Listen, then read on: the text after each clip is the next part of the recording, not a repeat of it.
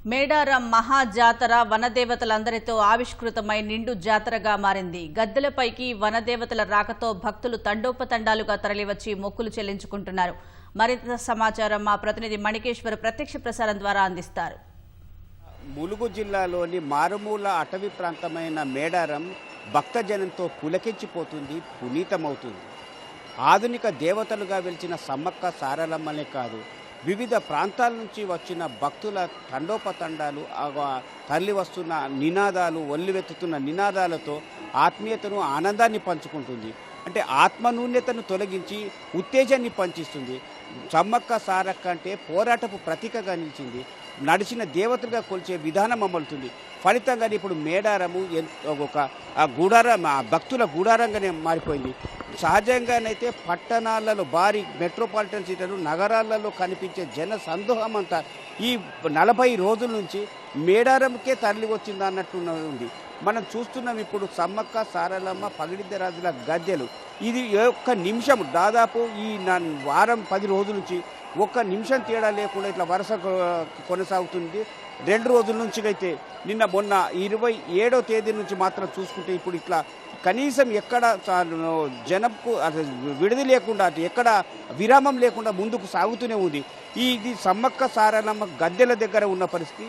అటు జంపన్న బాగు దగ్గర పుణ్యస్నానాలతో ఉత్తేజం కనిపిస్తుంది. చిన్న పెద్ద అనే తేడా లేకుండా, సామాన్యులు అసామాన్యులు అనే తారతమ్యం భేదం లేకుండా ములుగుకొచ్చి అంటే మేడారంకి వస్తున్న వాళ్ళంతా జంపన్న బాగు దగ్గర పుణ్యస్నానం చేసుకుంటున్నారు, కేరింతలు కొడుతున్నారు.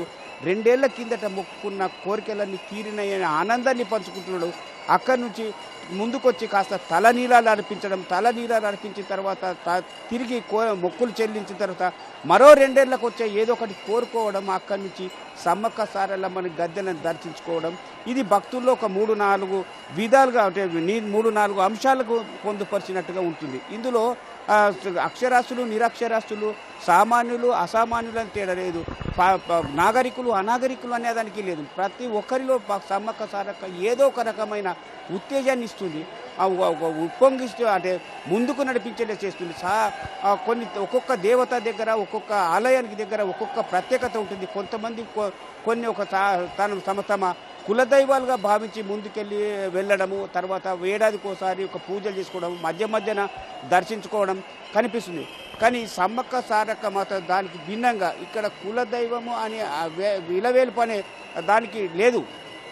ప్రతి ఒక్కరిలో కూడా అంటే తమ కుల విలవేల్పుగా కొలిచే విధానం అమలుతుంది. ఒక రకంగా నాస్తికులు ఆస్తికులు అనే తేడా కూడా ఉండదు. ప్రతి ఒక్కరిలో ఇది ఉత్తేజాన్ని నింపుతుంది. నాస్తికులకైతే పోరాటాన్ని నేర్చుకుందాం, ముందుకెళ్దాం, ఇది స్ఫూర్తిగా కొనసాగుదాం అనే భావన వ్యక్తమవుతుంది. అట్లాగే ఆస్తికులకైతే ఇది చెప్పడానికి వీల్లేదు. మొత్తము ఎన్నో మనం ఇప్పుడు నిన్న 4 రోజుల నుంచి ఉంటే చాలామంది మాకు ఉద్యోగాలు వచ్చినాయని, మాకు ఆరోగ్యం బాగైందని, మాకు కోరిన కోరికలు నెరవేరినది, పిల్లలు సంతాన ప్రాప్తి కలిగిందని, మగపిల్లలు పుట్టారని, ఆడపిల్ల కావాలనుకున్న వాళ్ళు పుట్టారని, ఆడపిల్ల పేర్లు కూడా అనే అక్షరంతో మొదలయ్యే అని పెట్టుకున్నామని చెప్పి వివిధ కథలుగా చెప్పే సంస్కృతి కేవలం మేడారంలో మాత్రమే కనిపిస్తుంది.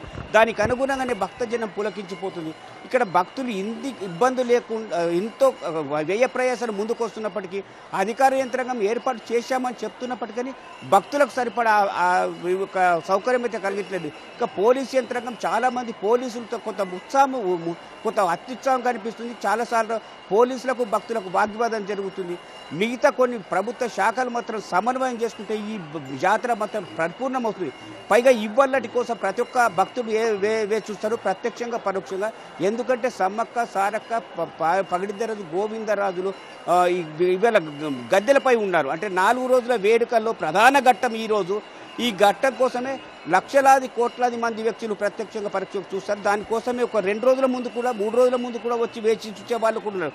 ఇప్పుడు మనకి ఇక్కడ కొనసాగుతున్న భక్తుల తాకిడంతా కూడా 2-3 రోజులుగా ఇక్కడ వేచి చూస్తున్నారు. బయట వీధులన్నీ కూడా ఎక్కడికక్కడ భక్తజనతో నిండిపోయాయి. దానికి అనుగుణం ముందుకు ఇక్కడికి వెళ్ళి ఇది పరిపూర్ణమైన ఘట్టం. రేపు తల్లులందరూ వనప్రవేశం చేస్తారు. అంటే చివరి గడికి మొన్న ఈ 3 రోజుల కిందట వేడుకోలు, రేపు వీడుకోలతో పరిపూర్ణమవుతుంది. ఆ వేడుకోలకు సంబంధించి చాలామంది భక్తులు ఉండరు, కానీ ఇవాళ మాత్రం ఉంటారు. దీనికి అనుగుణంగా ప్రముఖులంతా కొంత ఇబ్బంది కలగకపోయినప్పటికీ సామాన్య భక్తులు అయితే కొంత ఇబ్బంది అయితే పడాల్సి వస్తుంది. అంటే జంపన్న బాగు దగ్గర కానీ ఇక్కడ కానీ ప్రతి ఒక్కరిలో కొంత ఈ ఇబ్బందులన్నిటికన్నా దూరం చేస్తుంది సమ్మక్క. అంటే మాకు దర్శనం అయితే చాలు అనే తాపత్రయం కనిపిస్తుంది. మొత్తం మీద ఈ సమ్మక్క సారక్క జాతర అటు భక్తులనే కాకుండా వీటి అధికారులను మిగతా అన్ని వర్గాలను కూడా ఆకట్టుకుంటుంది, ముందుకు నడిపిస్తుంది, ఇబ్బందులను అధిగమించేలా చేస్తుంది. ఇది ఇక్కడ పరిస్థితి. కెమెరామెన్ రమణ మహేష్తో మణి, ఫోటో స్టూడియో.